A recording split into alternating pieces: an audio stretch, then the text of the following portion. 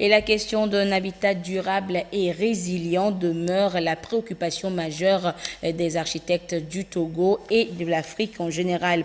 Quelles solutions faut-il alors trouver pour sauver les constructions des aléas climatiques? Eh bien, les architectes optent pour le mixage entre matériaux locaux et innovation technologique. Mais comment cela doit se faire?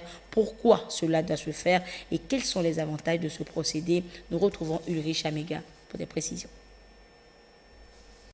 Jour qui passe, des immeubles sortent de terre, des maisons de haut standing s'élèvent çà et là, une diversité d'infrastructures change le visage des villes. L'architecture au XXIe siècle qui veut un élément cohérent, une habitation digne de nom, ne jure que par le principe d'ingénierie et de technologie moderne.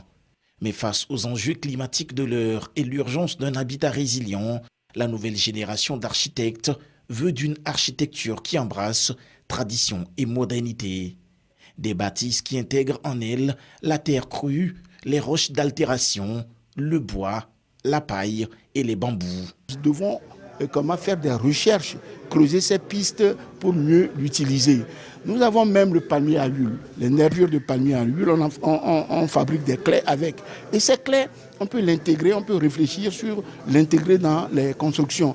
Dans les années 50, je disais, au niveau du faux plafond, vous avez les rogniers, vous avez du rognier, vous avez ces clés, le tout mélangé dans du sable qui tiennent et qui parcourent le temps. Un mixage entre matériaux locaux et innovation technologique. Cela revêt donc une importance capitale.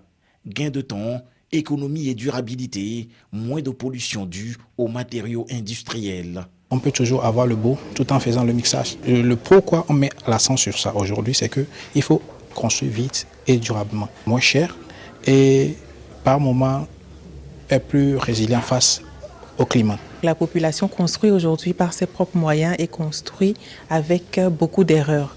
Alors que l'anticipation de ce problème-là doit nous faire réagir. Vous êtes sans savoir que quand il pleut, certaines maisons construites sont dans l'eau. Quand dans certaines zones sismiques, les bâtiments ne tiennent pas, il est important de pouvoir expérimenter sous ce mix-là de matériaux dont nous avons parlé pour apporter des réponses. Les avantages sont non négligeables. Les matériaux locaux réduisent l'énergie grise, réduisent l'empreinte carbone. Quand on utilise du BTC, toutes choses étant égales par ailleurs, par exemple, vous allez voir que la maison va revenir 30 à 40% moins cher que l'utilisation du parpaing. Très résistant au choc.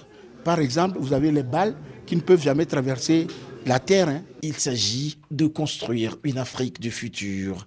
Et le développement du continent dans un monde concurrentiel passe forcément par cette vision, désormais portée par les acteurs du bâtir.